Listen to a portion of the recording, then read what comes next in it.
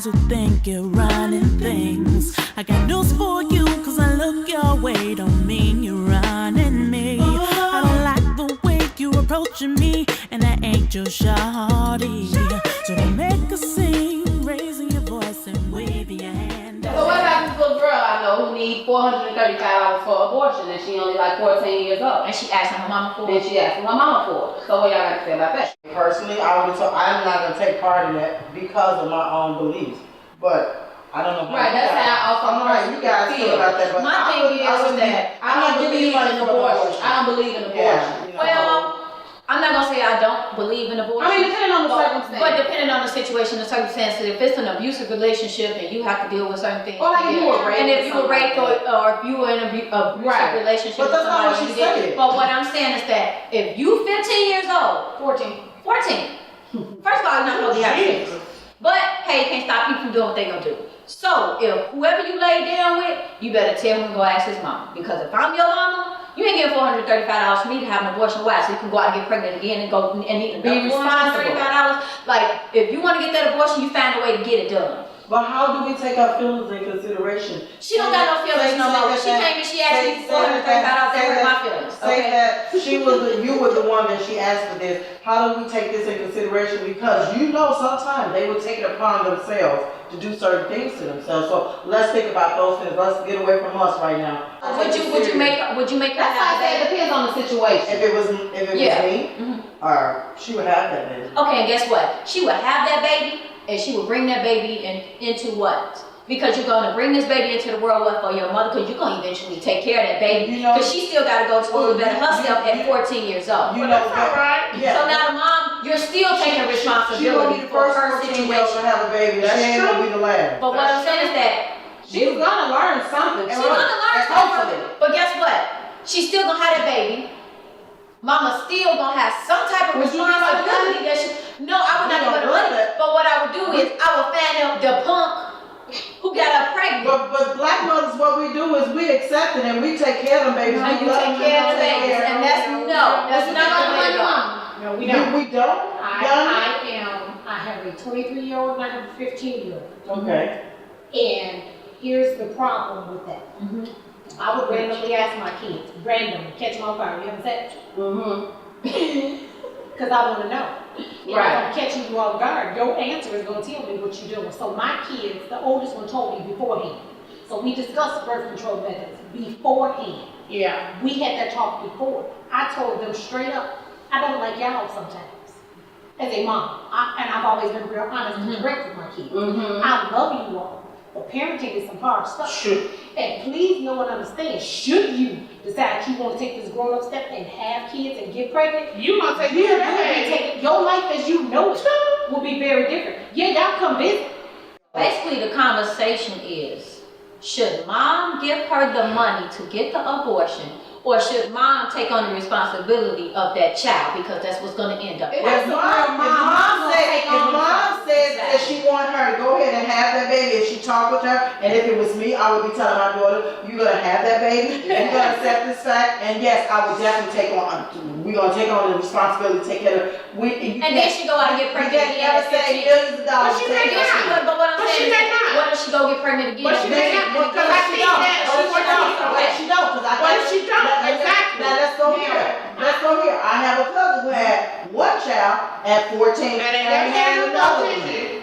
So Because it's a learning opportunity for everyone involved in the situation. What we have to remember is that she can still, her life is not over because she's having a baby at 14. She can be 14 and still be successful. We can't, because I think that when it comes to abortion, we fail to realize that there are so many consequences that come along with this life. There are so many psychological consequences that come behind that we never tell people about. We don't, these abortion clinics, they don't have anyone to sit there and tell these girls, you better know it. This is going to change your life forever. You have postpartum depression from abortion. No one counsels these women. No one does that. They just suck it out. An abortion is a big decision, and I think that we stigmatize these young girls having babies, being women,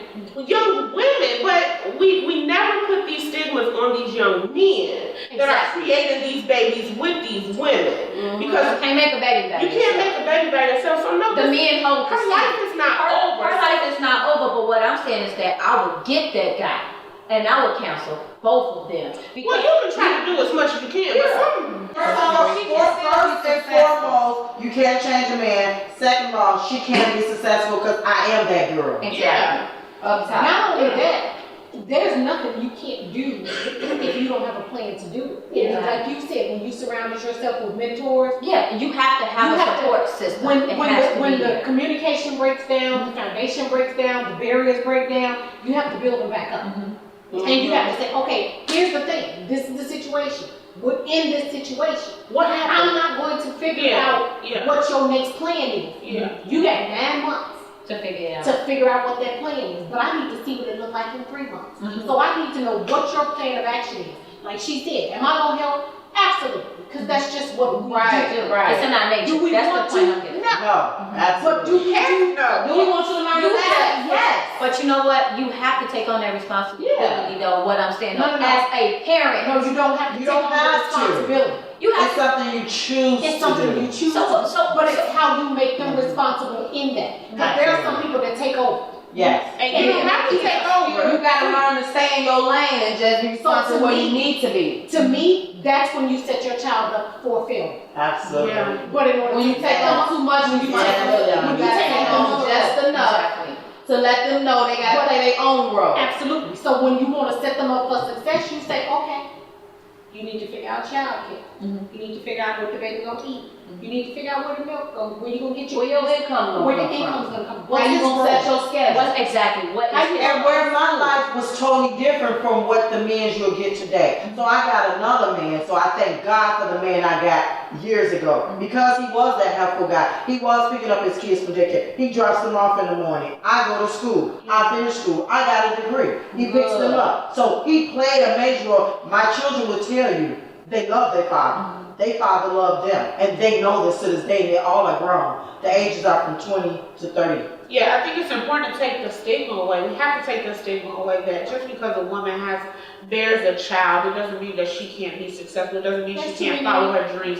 It doesn't mean there's too many avenues to create success. Because there's too many of us out here actually And there's too doing it. many success Too stories. many of us out here doing it for people to feel like I they just don't. cannot. I just don't So want it that to make shouldn't it even seem be a like, factor. hey, yeah, go have the child. Everything gonna be all good. You know, we gonna help you. You gonna be Not at all. successful. Not at all. Because not all 14-year-old parents are successful. That's what But we're saying. they don't have the right backbone. They don't right? have that. That's The right why- support But truth be system. told, not all 30-year-old parents are successful. Not all 50-year-old parents are successful. You know what I mean? So It's about your support system. success is relative. And if your you know, support system and- is supportive in the right way, then you And you can have women who ain't got children ain't successful. And it goes And like you, back to 7 children, very successful. But it goes back to the village.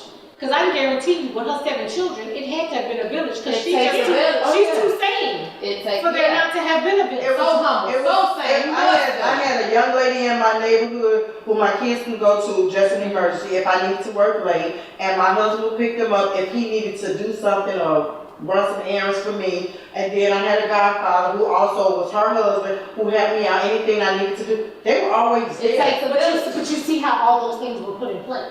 Yeah, like even like when I had my child's father, his family was awesome. They still are. He's awesome, still is. But if My foster mom is awesome. Well, was awesome. She passed away in February. Her brother is still there to help me. My uncle, he's still there. My sister, her daughter is still there. Like my best friend is still there. All her 5 of her kids are still there. So I have them blowing me up right now. Where's Jaden? Where's Jaden? We want him to come over. We want him to come over. Everybody want my child so much. And Pop said, everybody want my child so much, I can barely get him. He's a celebrity. He's been a celebrity for 3 years. I can barely keep him at home. I have to fight to keep my baby at home. And that's because that's also in building positive relationships with people. Because if you are a toxic person that nobody can get along with, don't nobody want to watch your baby. If you want to sit up here and be clingy with your baby, don't want nobody to watch you. They gonna leave you.